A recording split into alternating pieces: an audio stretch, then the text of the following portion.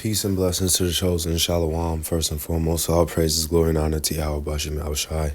Double honors to the elders and apostles of Great Millstone. While salutations given to the Akim, pushing his truth, sincerity, and charity, risking their lives and freedom to do so. I'm the brother Yalad. And we're not just going to pan over this right here. Because I didn't hear the news until I was watching brothers' videos, elders' videos. And apparently Ghana brought up a resolution to the United Nations, the UN, and in it there was some kind of petition to be signed by countries, and with there being 195 countries in the world, and you could say UN as well, more than half of them signed the petition or an agreement. It says 123 nations voted in favor, in fact, to declare that the transatlantic slave trade was the greatest crime against humanity. That it was the greatest atrocity. So most of the world agrees that this is the greatest atrocity in humanity. And 52 abstained from voting, and 3 voted against it, being some of the most racist places or countries in the world, which would be the U.S., Israel, and Argentina. And now, in Argentina, there are some of our people among the tribes, and plenty of them probably more than likely look like the other nations, but they're still of our kindred in the stock of Abraham. And hell, even in Pisrael, there's excuse me, there's some of our people among them that look like them. Okay, so you have most of the world agreeing that this is the greatest atrocity in history. And who else did this happen to? Daniel 9:12. And he had confirmed his words which he spake against us and against our judges that judged us by bringing upon us great evil. What is evil? Harm, right? For under the whole heaven. I'm going to actually grab it in the that's enough on the Safari. All right.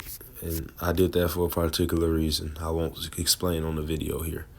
But Daniel's 9 and 12. I want just to show you the word evil in the book. Hold on, bear with me a second.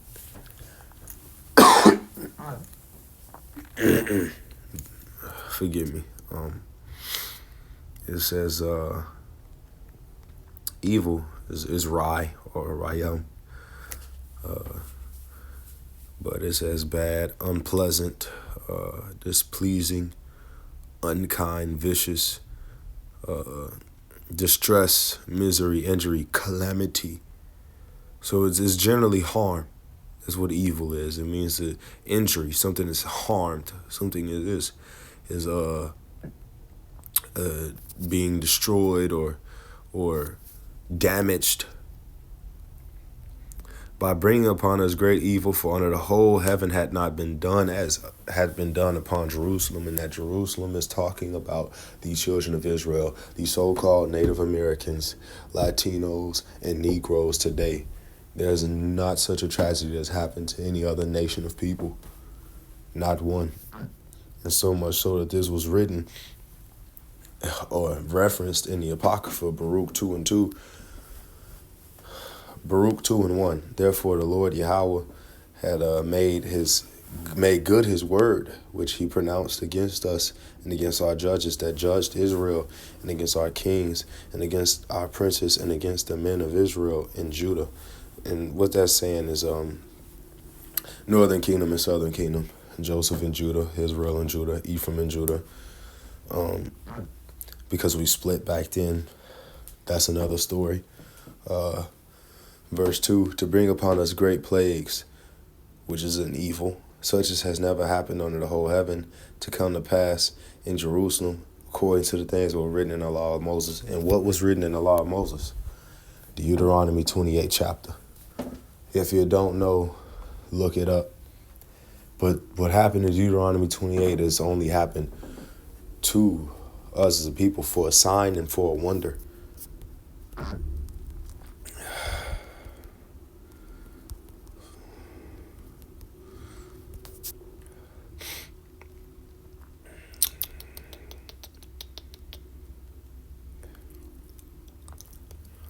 In reference to the curses, Deuteronomy 28 and 46, and they shall be upon thee for a sign and for a wonder, and upon thy seed forever.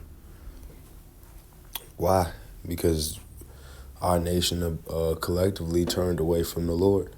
So the Lord turned away from us. And to do what to us?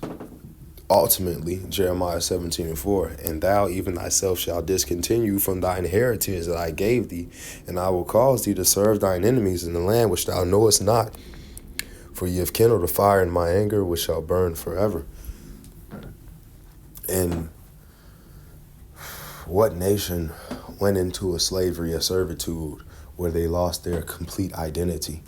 No other nation, no other group of people on the planet Earth have went through that. Now, granted, every nation, race, kindred people have experienced a slavery or a servitude, but they kept their language. They kept their cultures. They kept their identities. They kept their nationality. They kept their tongues and their language. They kept their culture. It wasn't erased from them. It wasn't prohibited from them. Their heritage wasn't taken from them and given entirely to another people. We're talking here. Under heaven, that has happened to no other nation but us.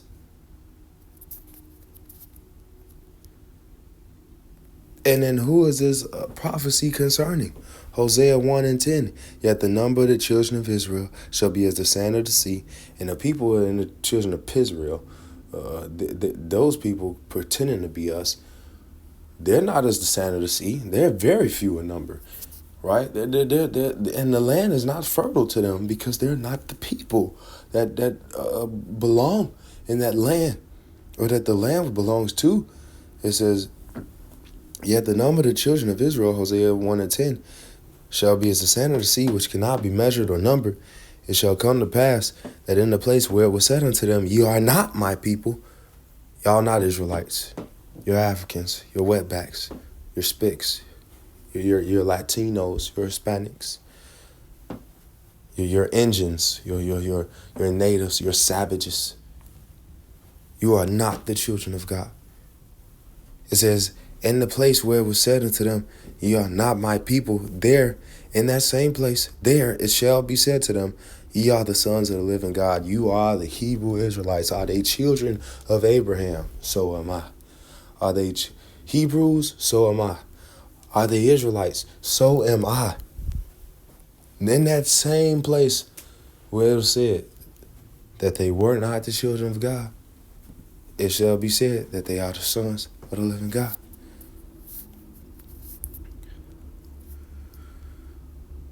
Who's endured that?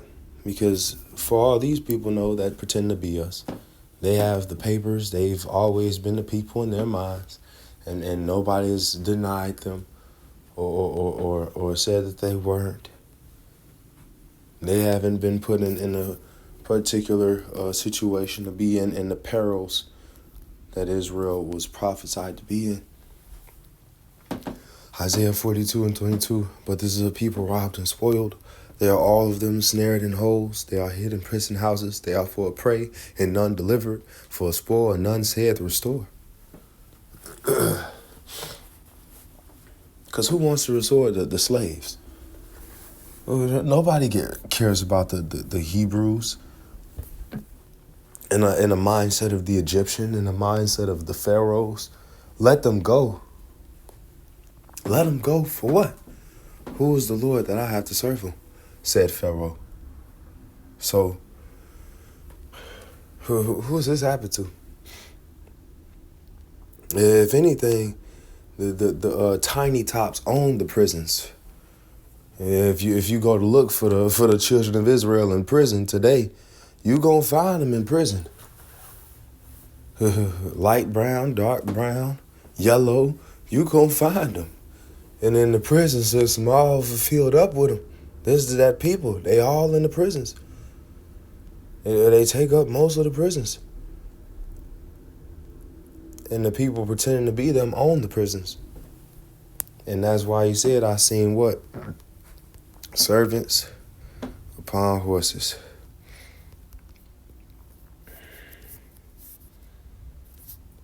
And that is why the Lord is come to return. He's coming to return the way things ought to be. When he said the first shall be the last and the last shall be the first.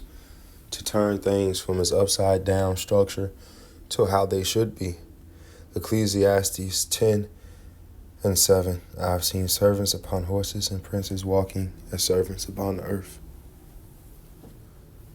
The people proclaiming to be the children of God are not. And the people that are the children of God don't even want to identify as Israelites. They want to be something else. They've been Hellenized, or they just too complacent or too trusting on their enemy, or simply are just plainly wicked. And as the scripture says, among my people I found wicked men. Because with being an Israelite comes responsibility. It comes with character. It comes with having honor. It comes with treating your neighbor as you want to be treated. Meaning that you not lying down with your neighbor's wife, not passing that around a collection plate, telling the church, lock the doors. Not concerned for your people, being a wicked judge. Or just supporting evil and defraudery, especially among your own people. And those people of our people will be even of the least of the kingdom of heaven. Because they trusted in the system, they trusted in the devils, and they did not want to leave Babylon. They wanted to stay here in Egypt in this captivity, in this horrible slavery. Because they trusted Egypt. Lord willing, that was edifying. Kwame Yasharala, Abba Babal.